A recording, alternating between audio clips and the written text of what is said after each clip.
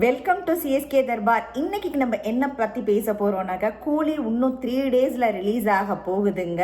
August 14th, அதாவது என்னோட birthday அன்னைக்கு ரிலீஸ் ஆக போகுது. எனக்கு டபுள் தமாக்கா. ஸோ இங்கே நார்த் அமெரிக்காவில் ஆல்மோஸ்ட் எல்லா இதுவுமே ஃபஸ்ட் டே ஃபஸ்ட் ஷோக்கு ஹவுஸ்ஃபுல்லுங்க. 1 வீக்குக்கு டிக்கெட்ஸே இல்லை, எல்லா ஷோஸுமே ஃபுல்லு. வித்தின் அந்த ஃபஸ்ட் டே ஃபஸ்ட் ஷோவோடது மட்டுமே $1.7 மில்லியன் சேல் ஆகிருக்கு.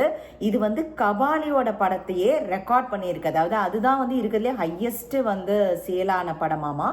அதையுமே ரெக்கார்ட் பண்ணி போயிட்டுருக்கு. அவ்வளோ ஹவுஸ்ஃபுல் எல்லா தியேட்டர்லையுமே. யாருக்குமே இப்போ டிக்கெட்டே கிடைக்கல. நாங்கள் ஆனால் ஆகஸ்ட் 13th புக் பண்ணிட்டோம். இதை தவிர கேரளாவில் என்ன ஆயிருக்குன்னா, ஃபஸ்ட்டு 5 ஹவர்ஸ்க்குள்ளேயே 3 crores கலெக்ட் ஆயிருக்குங்க ஃபர்ஸ்ட் டே ஃபர்ஸ்ட் ஷோ. அதாவது பயங்கர சர்ப்ரைசிங். கேரளாவில் அவ்வளோ ஃபேன்ஸ் இருக்காங்க போல இருக்கு. ஈவன் நம்ம சேனலில் கூட நிறைய பேர் கமெண்ட் பண்ணுவாங்க கேரளாலேருந்து. ஸோ கேரளாவில் அவ்வளோ ரஜினி ஃபேன்ஸ் இருக்காங்கங்கிறது ரொம்ப ரொம்ப சந்தோஷமாக இருக்குது. ஆக்சுவலாக அது ஆல்மோஸ்ட் ஃபர்ஸ்ட் ஹவர்லேயே 50,000 டிக்கெட்ஸை சேல் ஆயிடுச்சான் கேரளாவில். அதுவும் ரிப்போர்ட் சொல்கிறது. இதை தவிர இது அமீர் கான் அவர்களுக்கு ஃபஸ்ட்டு படம் தமிழில். அதுவும் ஹை எக்ஸ்பெக்டேஷன் இருக்குது. அவர் கேமியோவாக தான் வராரு, பட் ஸ்டில் ஃபஸ்ட்டு படம். இதை இன்னைக்கு நம்ம என்ன பேச போகிறோம்னாக்க, ரஜினிகாந்த் அவர்கள் அன்லீஷ்ட் அப்படிங்கிற சன் டிவியில் ஒரு இது மாதிரி அவர் ஸ்பீச் கொடுத்துருக்காரு. அதாவது அந்த ஃபுல்லாக அந்த ஆடியோ லான்ச் போது ஸ்பீச் கொடுத்தது. இன்னைக்கு ஃபுல் வீடியோ வந்திருக்கு. அதை பற்றி தான் அவர் என்ன பேசினார், யாரை பற்றி எப்படி புகழ்ந்தார் அப்படிங்கிறத பற்றி தான் நம்ம ஜஸ்டாக பேச போகிறோம். எல்லாத்த பற்றியுமே கலக்கியிருக்காருங்க. ஃபஸ்ட்டு எடுத்ததுமே பேசினது லோகேஷ் கனகராஜ். அவரை பற்றி சொல்லும்போது ஹீரோ ஆஃப் த ஸ்டோரி அப்படின்னு தான் அவர் சொல்கிறாரு. ஏன்னா அவர் தான் ஃபுல்லாகவே ஒன் மேன் ஆர்மி இல்லையா, ஃபுல்லாக அத்தனை பேத்தையும் கோஆர்டினேட் பண்ணி பண்ணியிருக்காரு. அவர் அவர்கிட்ட பேசின அவருக்கு இந்த ஃபர்ஸ்ட் இந்த கைதி படம் ஃபர்ஸ்ட் லோகேஷ் கனகராஜ் டைரக்ட் பண்ணியிருந்தார் இல்லையா, அப்பவே இவர் கூப்பிட்டு நம்ம ஒரு படம் பண்ணலாமா அப்படின்னு சொல்லி ரஜினிகாந்த் சார் கேட்டிருக்காரு போல இருக்கு. அப்போ இவர் கேஷுவலா சொல்லியிருக்காரு, நான் கமலஹாசனோட ஃபேன் அப்படின்னு சொல்லியிருக்காரு. நான் இதை கேட்டேனா அப்படின்னு அவர் ரொம்ப ஃபன்னியா சொல்லிட்டு இருந்தாரு. ரொம்ப ரசிக்கும்படியாக இருந்தது அது. அதை தவிர அவர் கமலஹாசனோட ஃபேனுன்னு சொல்லும் போதே எனக்கு புரிஞ்சிருச்சு, இன்டலெக்சுவலா நடிக்கணும், இந்த ஸ்டைலிஷ் வேலையெல்லாம் வேண்டாம் அப்படிங்கிற மாதிரி எனக்கு உணர்த்திட்டாரு லோகேஷ் கனகராஜன் சொல்லிட்டு ரொம்ப அழகா சொன்னாரு அந்த வார்த்தைகள்.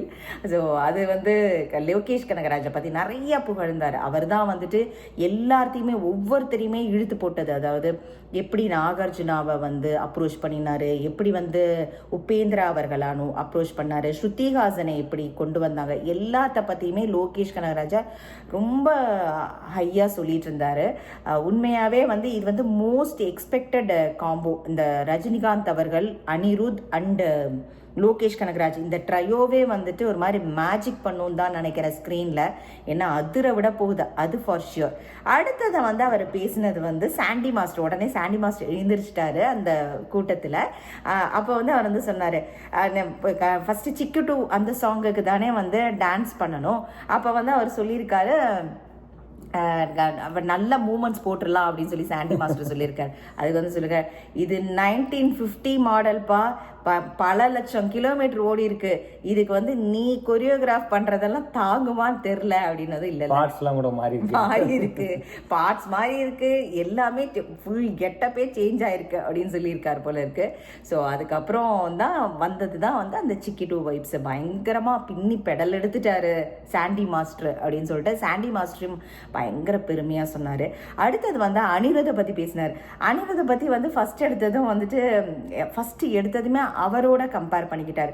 நான்லாம் ஒரு 40-45 வயசுக்கு மேலே தான் ஹிமாலயாஸ் எல்லாம் போய் அந்த இது பண்ணேன். அவர் இப்போவே அந்த தனிமையை தேடி ஹிமாலயாஸ் போகிறாரு. அதே மாதிரி அவர் ஏதாவது ஒரு கான்சர்ட் என்ன பண்ணினாலும் ரெக்கார்ட் பிரேக் பண்ணுற அளவுக்கு அவருக்கு சேல் ஆகுது டிக்கெட்ஸ் எல்லாம். அது பொண்ணுங்க கூட்டம் அவர் பின்னாடி அலைப்பாயுது. பயங்கர ஒரு இன்டெலிஜென்ட்டான பர்சன் அப்படிங்கிறதையும் அவர் சொன்னார். சொன்னார். அதே மாதிரி அவர் வந்து இந்தியாவில் மட்டும் இல்லை, சவுத் ஏஷியாலேயே வந்து எலிஜிபிள் பேச்சுலர் வந்து அனிருத் தான், அதனால யார் வேணால் அப்ரோச் பண்ணிக்கலாம் அப்படிங்கிற மாதிரி டிக்ளேரும் பண்ணிட்டாரு நம்ம ரஜினிகாந்த் அவர்கள். நீங்கள் கலாநிதி மாறன் அவர்கள் அடுத்தது வந்து கலாநிதி மாறனை பற்றி பேசினார் இல்லையா? கலாநிதி மாறனை பற்றி பேசும்போது ரொம்ப ரெஸ்பெக்ட்ஃபுல்லான ஒரு பர்சன். ஏன்னா அவ்வளோ ஒரு பெரிய ஒரு பிஸ்னஸ் எம்பையரை வந்து ரன் பண்ணிட்டு இருக்கிறவர் வந்து ரொம்ப கூர்ந்து கவனிப்பார். நமக்கு ஒரு டைம் அலாக்கேட் பண்ணுறாரு அப்படின்னா அந்த படத்தோடைய ஃபுல் ரிவ்யூவும் லஞ்ச் பிரேக் கூட எடுக்காமல் ஃபுல்லாக கேட்டுட்டு அதுக்கப்புறமா all he does is like correction சொல்லுவார். இங்கெங்கே இதெல்லாம் மாத்திரம் கரெக்ட் பண்ணிக்கங்க, அவ்வளோதான். அது சொல்லிட்டு ஒன்ஸ் போயிட்டாருன்னா அதுக்கப்புறமா அதுக்கு பற்றினா வந்து எதுவுமே வந்து உள்ள நுழைஞ்சோ இது அதுன்னு கேட்கவே மாட்டார். அந்த மாதிரியான ஒரு பர்சன். அதே மாதிரி அவர் வந்து இன்னும் ஒன்று ஆட் பண்ணிக்க விரும்புகிறேன். கலாநிதி மாறன் அவர்களை பற்றி சொல்லும்போது பயங்கர பங்க்சுவல். கரெக்டாக 10 AM வந்தால் 5 PM வரைக்கும் டான் இருப்பார். அதே மாதிரி அவர் தான் வந்து ஃபஸ்ட்டு வந்து இந்த படம் வந்து பேன் இண்டியா இதுக்கு பண்ணணும் அப்படின்னு சொல்லி தமிழ்லேருந்து மெயினாக ஒரு பேன் இண்டியா மூவி பண்ணணும் அப்படின்னு சொல்லி இதை வந்து ஒரு இதாக ஆரம்பித்ததே வந்து அவர் தான் அப்படின்னு ரொம்ப பெருமையாக சொன்னார் அப்படின்னு சொல்லி சொன்னார். ஸோ அதனால் நான் என்ன கலாநிதி மாறன் அவர்கள் என்ன சொன்னாலும் நான் லிசன் பண்ணிடுவேன், I am just a listener அப்படிங்கிற மாதிரி ரஜினிகாந்த் அவர்கள் சொன்னார். அடுத்தது ஷோபினை வந்து லோகேஷ் கனகராஜ் வந்து சஜஸ்ட் பண்ணும்போது இவர் ரொம்ப ஸ்கெப்டிக்கலாக இருந்தாராம். அவர் நடிப்பாரா நல்லா அப்படிங்கிற மாதிரி ஸ்கெப்டிக்கலாக இருந்தாராம் ரஜினிகாந்த் அவர்கள். அப்புறம் மஞ்சுமேல் பாய்ஸ்லாம் பார்த்துருக்காரு. பார்த்துட்டு அதுக்கப்புறம் விசாகப்பட்டினம் ஷூட்டிங்கில் இவர் வெயிட் பண்ணிட்டு இருந்திருக்காரு.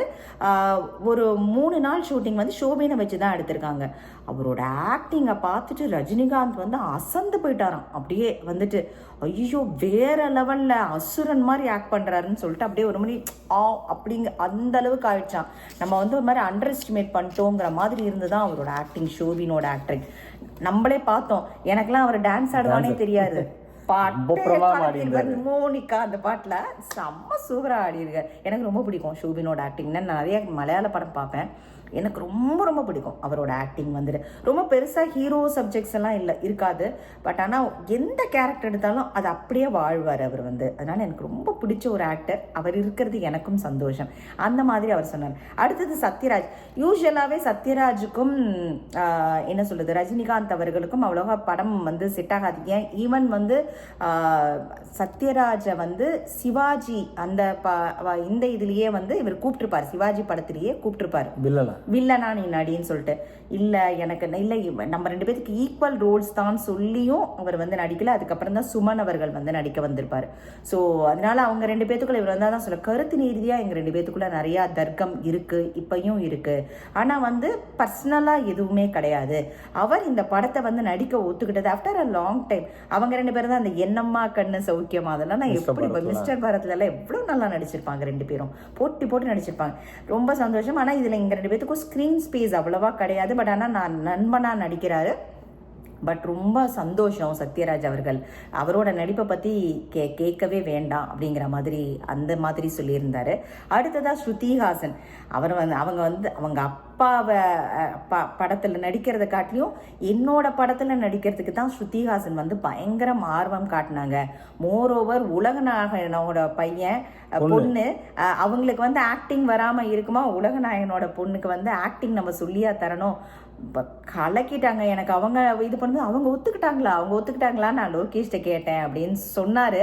அது அவரோட பெருந்தன்மையை குறிக்குது. ஆனா ரஜினிகாந்த் படத்துல யாருங்க நடிக்க மாட்டேன்னு சொல்லுவாங்க? யாரா இருந்தாலும் ஈவன் வந்து ஒரு சின்ன ஒரு ஹலோ அப்படின்னு ஒரு கை கொடுக்குற சீனா இருந்தாலும் எல்லாரும் நடிக்க தான் செய்வாங்க. ஸ்ருதிஹாசன் பயங்கர சூப்பரா ஆக்ட் பண்ணியிருக்காங்களாம். அதுதான் சொன்ன புலிக்கு பிறந்தது பூனை ஆகுமா அப்படிங்கிற மாதிரி அந்த டோன்ல பேசியிருந்தாரு. உலகநாயகனே பயங்கரமான ஒரு ஆக்டரு, பயங்கர இன்டெலெக்சுவலான ஒரு ஆக்டரு. அதுவும் இல்லாமல் அவரோட பொண்ணுக்கு நடிப்பு சொல்லி தரணுமா, வேற லெவல் பிச்சு பெடல் எடுத்துட்டாங்க அப்படின்னு சொல்லியிருந்தாங்க.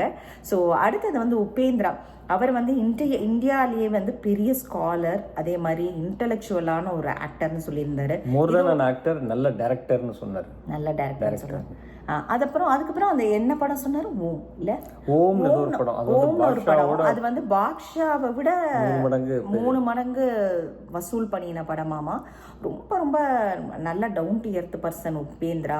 அவரும் எம் படத்தில் நடிச்சது எனக்கு பாக்கியம்ங்கிற மாதிரி ரஜினிகாந்த் அவர்கள் சொல்லியிருந்தாரு. அடுத்ததா வந்து நாகார்ஜுனா அவர்கள் வந்துட்டு லோகேஷ் கனகராஜ் அவர்கள் சொல்ற அடுத்தது நாகார்ஜுனாவை புக் பண்ணிட்டீங்களா அப்படின்னு அவர் பயந்தே போயிட்டாராம். அப்புறம் நாகார்ஜுனா வந்து நாட்டுக்கு ஒரு நல்லவன்ல தான் முதல் நடிச்சிருக்காங்க இவங்க 2 பேரும். நாட்டுக்கு ஒரு நல்லவன் 33 இயர்ஸ்க்கு அப்புறம் இந்த படத்துல 2 பேரும் ஜாயின் பண்ணி நடிச்சிருக்காங்க. அவர் ஆனா எவ்வளவு பெருந்தன்மை பாருங்க ரஜினி அவர்களுக்கு. அவர் சொன்னாரு நாட்டுக்கு ஒரு நல்லவன்ல வந்துட்டு எப்படி பார்த்தேனோ அதை காட்டிலையும் 3 times யங்கா இருக்காரு நாகார்ஜுனா. நான் வந்து முடி கொட்டியெல்லாம் போய் நான் வேற மாதிரி ஆயிட்டேன். எவ்வளோ சூப்பரா ஒருத்தரை உயர்த்தணும்னு எவ்வளோ தன்னை வந்து தாழ்த்திக்கிறாரு பாருங்களேன். அதுதான் சூப்பர் ஸ்டார் அப்படின்னு சொன்னாரு. நாகார்ஜுனா வந்துட்டு வில்லனா வந்து அப்படி அசத்தி இருக்காரு. அந்த சமயத்துல அஜித்குமார் படத்தை பத்தியும் சொன்னாரு. அந்த என்ன படத்துல வந்த டயலாக் வரும் அஜித்குமாரோட டயலாக், நான் வந்து நல்லவனாவே எவ்வளவு நேரம் தான் நான் நல்லவனா இருக்கிறது அப்படின்னு அஜித்குமார் டயலாக் மாதிரி நாகார்ஜுனா சொன்னார். நானும் எத்தனை நாள் தான் நல்லவனாவே நடிக்கிறது, அதனால நான் இந்த தடவை வில்லனா நடிக்கிறேன் அப்படின்னு சொல்லிட்டு ஆக்ட் பண்ண வந்தாராம். அவ்வளவு யங்கா இருக்காரு. அதே சமயத்துல ரொம்ப சூப்பரா நடிச்சிருக்காரு. எனக்கோசரம் அவர் நடிச்சிருக்காரு அப்படின்னு சொல்லிட்டு சொன்னாரு. அவர்கிட்ட வந்து பணத்தால வந்து அவரை வந்து டெஃபினட்டா நடிக்க வச்சிருக்க முடியாது.